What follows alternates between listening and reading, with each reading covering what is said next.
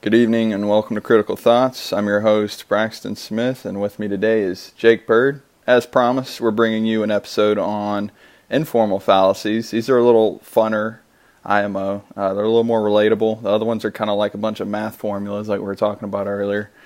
But these are logical all the same, so without taking up too much more time, Jake, go ahead and lead into it with your first of your three fallacies. We're going to do it intermittently. We have 6 of them here. And again, without further ado, go ahead, Jake, with your first informal fallacy. Yeah, like you said, these are more about context and structure. So one of the reasons why they're informal is that there's going to be some cases where it's true, some cases that it's not. But my first one is a favorite of mine that I've seen over the time, the weak analogy.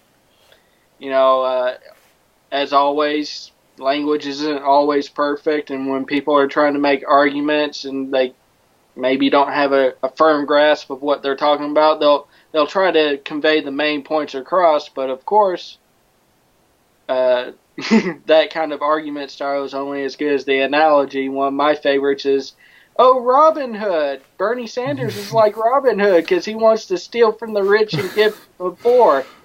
Well, funny thing about the story of Robin Hood, the rich they were talking about were the sheriff and the prince, the king to come, the feudal high lords of the government. But the monopoly on power, basically. Which actually we just did a post today that was referencing that. Speaking of which, the one about what was it? Hunger Games being compared to why we should have more government, why we should have the government take our guns away from us. If you don't get it, then you're just you never will. So say the left. I don't know. But is there any more you wanted to touch on with that one? No, I mean it pretty much speaks for like itself. I said, with informal fallacies, sometimes it will be true, sometimes it won't be. The important thing with that is understanding the context of the analogy. If someone tries to present one of those, if they don't augment their analogies and you can see they're blatantly false, then you can just dismiss it. Okay, and that one actually kind of relates really well with one of mine, which is actually all 3 of them could relate pretty well with that one, but I'm going to go with quoting out of context. And one of the ones, speaking of gun control, the most recent topic, one of the most commonly misquoted quotes of all time is the Second Amendment. You know, it says, a well-regulated militia being necessary for the defense of the country, the rights of the people to arm themselves shall not be infringed on. And so the language was a little different back then, but back in the day, when they said well-regulated, they were talking about people that were able to arm themselves well and were well-trained on it. And the people are the militia. In fact, we were the militia that scared the Japanese off from any potential land invasions during World War II. And what's important is understanding the context. The context is, we're talking about the Constitution here. We're talking about people that just escaped a tyrannical government that asked them to turn all their guns in and disarm themselves so that they wouldn't ever be a threat. It's like Patrick Henry had a pretty good hand in during the founding era, and one of his most famous quotes is, "Give me liberty or give me death."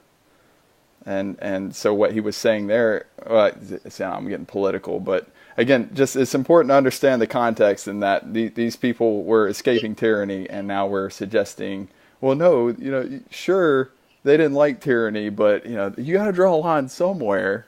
It's like, no, straight up, tyranny is the most, it's the number one killer of humankind. So, like I said, I'm trying to keep myself from rambling on about politics. It should be obvious that, yes, that is misquoting context. But, go.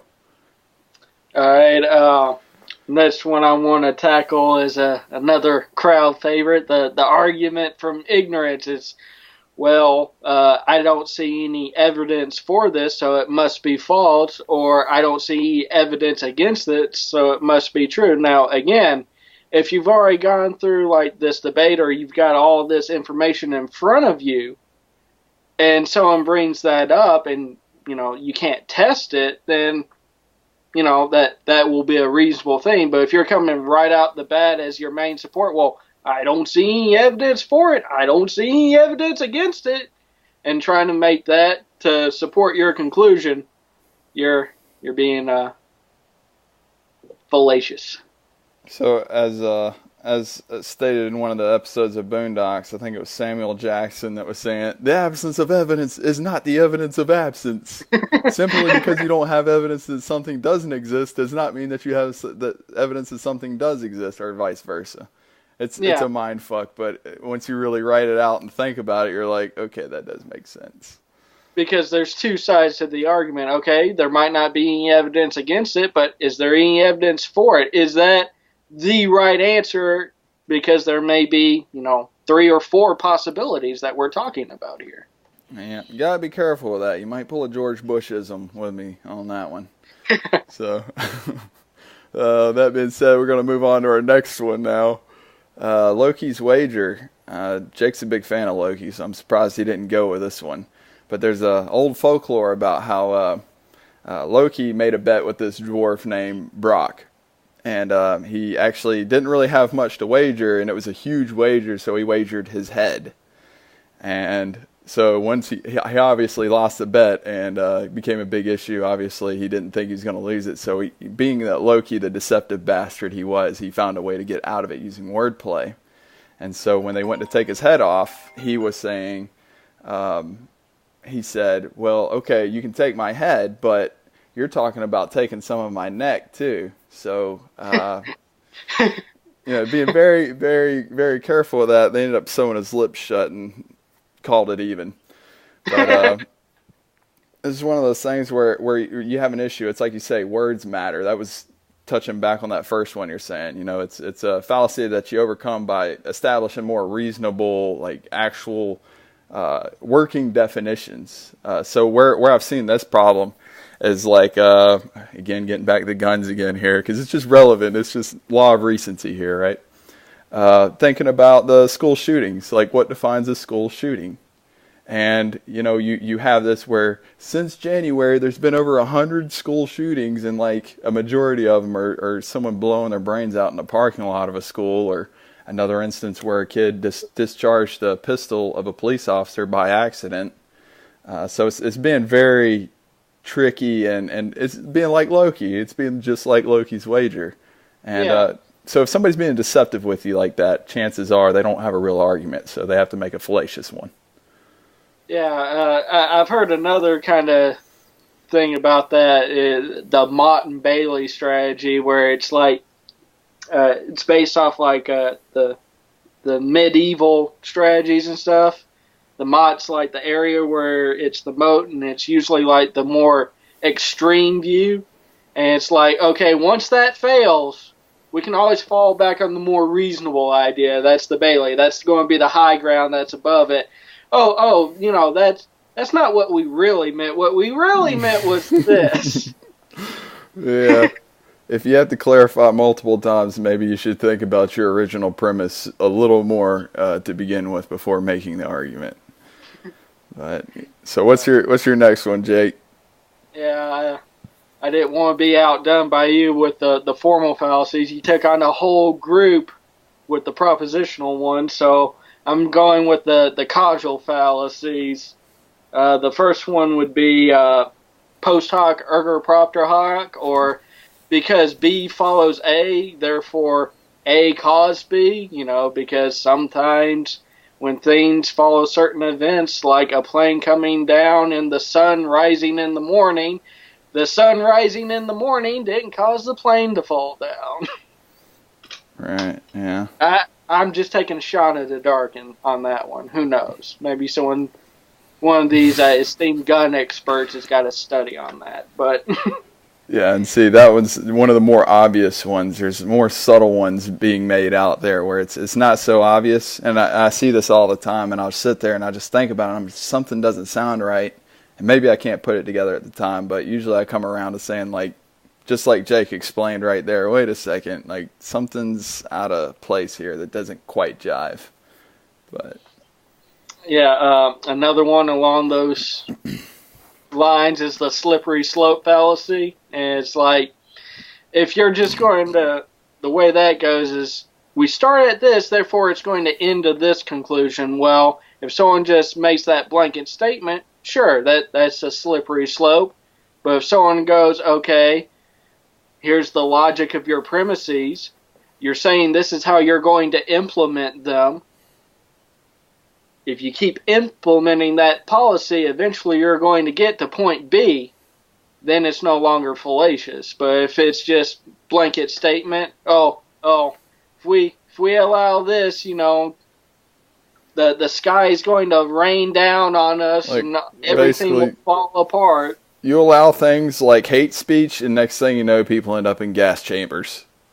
That's how the Nazis rose, right? They didn't have safe spaces in their... No steps in between. It just went straight there. All right, another one's the Cum Hoc Ergo Propter Hark. I think he goes with the robot talk again. Most people would understand this more generally as correlation doesn't equal causation. And it's like, if you got two different trends happening at the same time, it doesn't mean they're even causally related. I know a favorite one for you would be, the rise of organic food sales is strongly correlated with the rise in autism. So prove that they aren't related. Must be causally related, right? Prove that they aren't related. Yeah, I see no evidence to the contrary.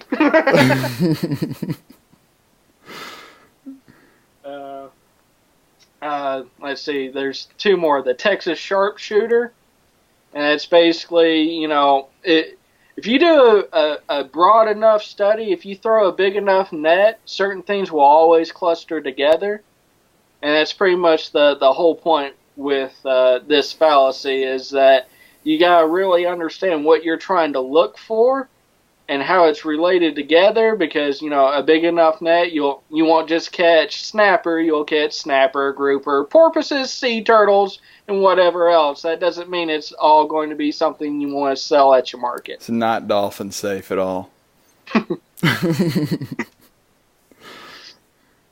And let's say the final one is the regression fallacy. And this one's a little bit harder to explain because it also goes with statistics a little bit too. But, a population has a mean.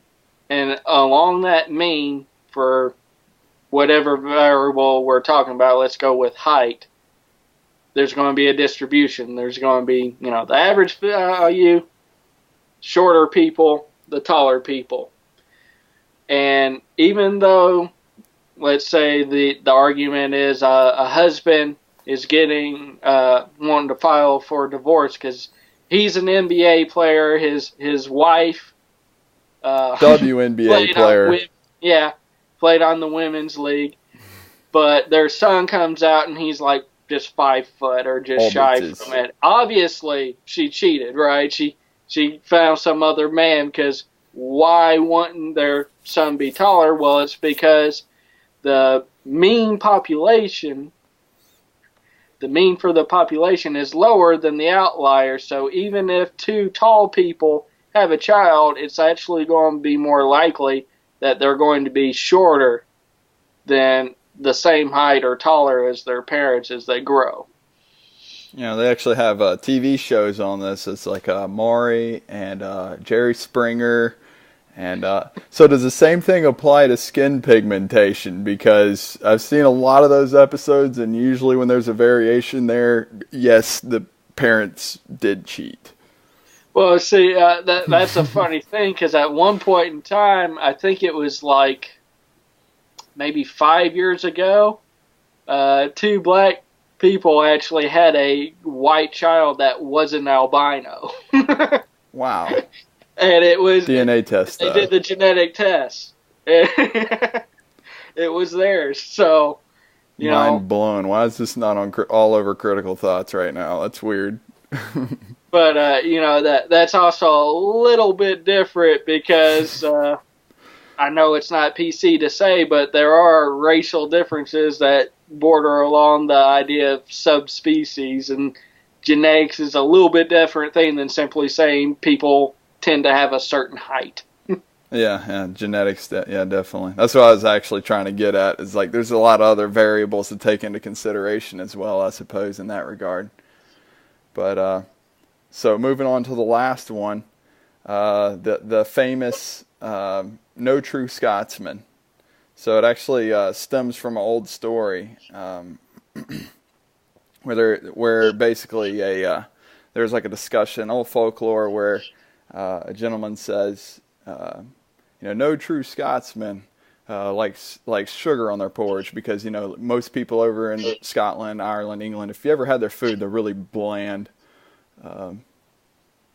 And so this one, he makes a statement like, "Oh, I like my porridge straight up," and no true Scotsman likes sugar on it. And the woman says, "Well, my grandmother she's pure Scottish, and she puts sugar on her porridge." And he says, "Well, no true Scotsman."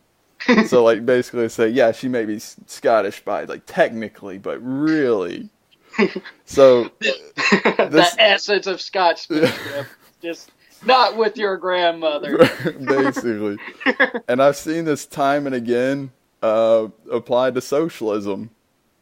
Well, that's not true. Venezuela is not true socialism, nor is Cuba, nor is Russia, nor is China.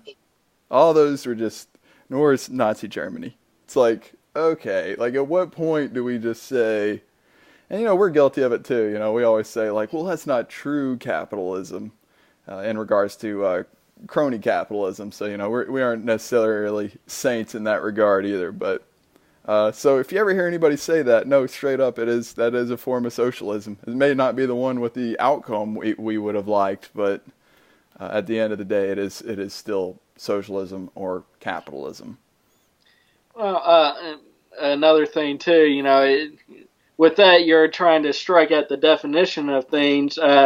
There's been several definitions of what capitalism is too. For instance, we would say state capitalism versus free market capitalism. That actually has definitional differences there. You can't really say the same thing about, eating sugar or not with porridge. But like with socialism, there's the stateless variety, there's the state variety, there's the variety that says that it needs to be a global movement, there's the variety that Lenin and Mao and then tried to prescribe, which was more like, okay, maybe we can't get the global revolution to happen, but we've got a country right here, right, guys? And sounds like you're engaging in fallacies right now, Jake. Scotsman, no true Scotsman. It's different. Okay, I concede that point to some degree. That's the thing. Those are the different varieties. They've all been called socialism and communism. Unless you've got some better, finer way that demonstrates that isn't just some post hoc justification for your own particular feelings about it, that's socialism. There you go. So any final thoughts on all the fallacies and summation? We're at 18 minutes, so we're doing pretty good compared to our usual 3-hour videos. Yeah, well, I guess for a wrap up, I know we're planning to do another video because, again, with the informal fallacies, there's just so many of them, and like said earlier, these are more about context than structure, so it's a lot more fuzzier ground of where it's actually a case of being a fallacy or not. But also, if you saw some trends with our examples, they can easily blend into each other because it's about the context of what you're saying and not the structure of the argument itself. It's very easy if someone's engaging in one fallacy of thought to invoke a few others at the same time. Yeah, I'm normally not just one weakness. Usually it's a little more systemic than that. But yeah, that being said, so we're going to be doing one more video on informal fallacies. Like Jake said, straw man, we didn't even touch that one, so it's a classic. It's overused and underused. And all the realms, I suppose, on the internet. But it's kind of died off lately. I haven't seen it in a little while. I guess because a lot of people started getting called out on overusing it. But still got other videos I want to do later on down the road. I've been seeing more and more things, especially with recent events about humanity being stripped from people. I haven't forgotten the series I did last year.